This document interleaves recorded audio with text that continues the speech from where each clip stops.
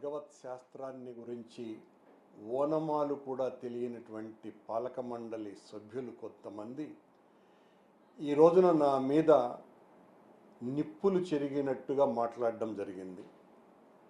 నేను ఈరోజు ఉదయం శ్రీ మహావిష్ణువు విగ్రహానికి జరుగుతున్నటువంటి అపచారం, అది కూడా సాక్షాత్తు శ్రీవారి పాదాల చెంత అలిపిరికి అతి సమీపంలో ఉన్నటువంటి ప్రాంతంలో ఈ రకమైన అపచారం జరుగుతోంది అన్నటువంటి విషయాన్ని వెలికి తీసి చూపిస్తే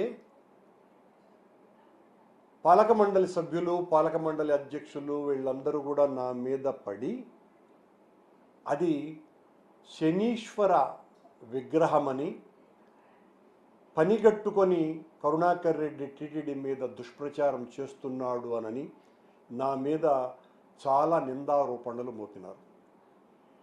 ఏ శాస్త్రం వీళ్లకు చెప్పిందో శంకు చక్రాలు ధరించినటువంటి విగ్రహం శని విగ్రహం ఎలా అవుతుందో ఈ ఋష్య పుంగవులకే తెలియాలి, లేదా ఈ ఆధునిక వేద భాష్యకారులకే తెలియాలి.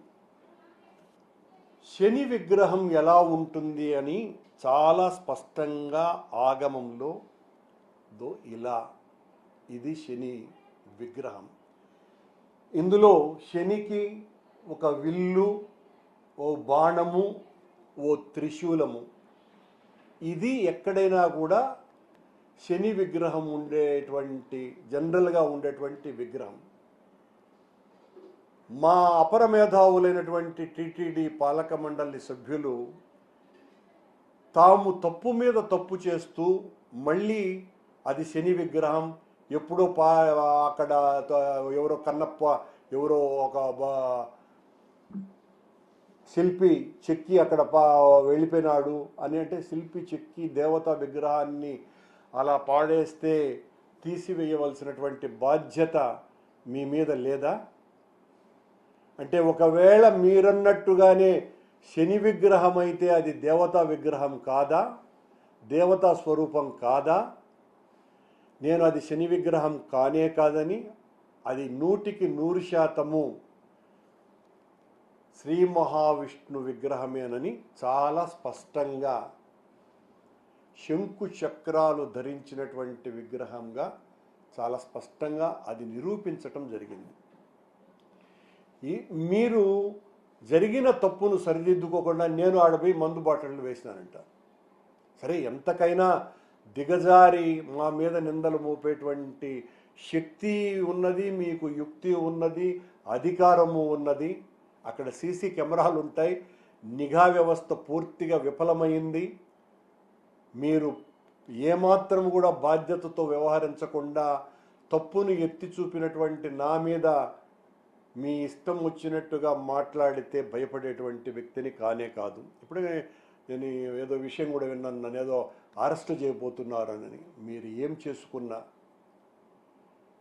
భగవద్భక్తునిగా మీరు నన్ను నాస్తికుడుగానో లేకపోతే క్రిస్టియన్ మతాన్ని ఆచరించేవాడుగానో మీరు మాట్లాడినంత మాత్రాన నేను నాస్తికుడిని కాదు, కిరస్తానిని కాదు.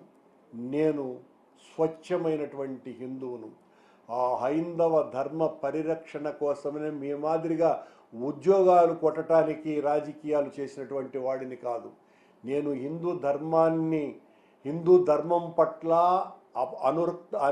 అపరిమితమైనటువంటి అనురక్తి కలిగి భక్తి విశ్వాసాలతో అనేక పూజ్యనీయులైనటువంటి స్వాముల ద్వారా విషయ సంగ్రహం చేసి మాట్లాడేటువంటి వ్యక్తినే తప్ప నోటికి వచ్చినట్టుగా మాట్లాడేవాడిని కాదు. అలాగే స్వామివారు నన్ను కనుకరించినాడు కాబట్టే అనుగ్రహించినారు కాబట్టే నాకు 3 సార్లు టీటీడీ బోర్డు పదవి, 2 సార్లు టీటీడీ బోర్డు అధ్యక్ష పదవి ఇచ్చినాడు. ఆయన అనుగ్రహం లేకపోతే ఇవి రావు అన్న సంగతి మీకందరికీ తెలుసును. మీరేమో ఒకసారి టీటీడీ పదవి పొందగానే భగవత్ అనుగ్రహమంతా మా మీద ఉండటం కారణంగా నాకు ఈ అవకాశం వచ్చిందని చెబితే, నాకు 2 సార్లు అధ్యక్ష పదవిని 3 సార్లు బోర్డు మెంబర్గాను భగవంతుడు ఇచ్చినాడంటే నాకు అనుగ్రహం కాకుండా భగవంతుడు నా మీద కోపంతో నాకు ఆ పదవి ఇచ్చినట్ట? మీరు మాయమాటలు చెబితే నమ్మేవాళ్ళు ఎవరు లేరు. మీకంటే కొన్ని వేల లక్షల రెట్లు నేను హిందూవాదిని, వెంకటేశ్వర స్వామి భక్తుణ్ణి. ఆ విగ్రహం అలా ఉంచటం 1.5 సంవత్సరాల కాలంగా మీ హయాంలో మీరు అధికారంలోకి వచ్చినప్పుడు, అధికారంలోకి రాకపూర్వము మా మీద విపరీతమైనటువంటి నిందారోపణలు మోపి మేము హైందవ వ్యతిరేకులము, హైందవ వ్యతిరేక ప్రచారం చేస్తున్నాము అని చెప్పినటువంటి వాళ్ళు మీ హయాంలో ఏం జరుగుతోంది అని నేను ఎత్తి చూపితే అది శనిగ్రహ విగ్రహం అని మాట్లాడతారా? శనిగ్రహానికి శంకు చక్రాలు ఉంటాయా? ఏం మాట్లాడతారండి? మీ ఇష్టం వచ్చినందుకు చేసుకోండి. నన్ను ఏం చేసుకోవాలనుకున్నా మీ ఇష్టం వచ్చినట్టుగా ఎన్ని కేసులైనా ఇరికిచ్చి నన్ను జైల్లో పెట్టండి. నేను హైందవ ధర్మం కోసమని పోరాడకుండా ఉండేటువంటి ప్రసక్తి లేనే లేదు. నాకు రాజకీయాల కంటే హిందూ ధర్మాన్ని కాపాడటమే లక్ష్యంగా, ఆ భగవంతుని ఆదేశంగా ఉద్యమిస్తా, పోరాడతానని తెలియజేస్తున్నా.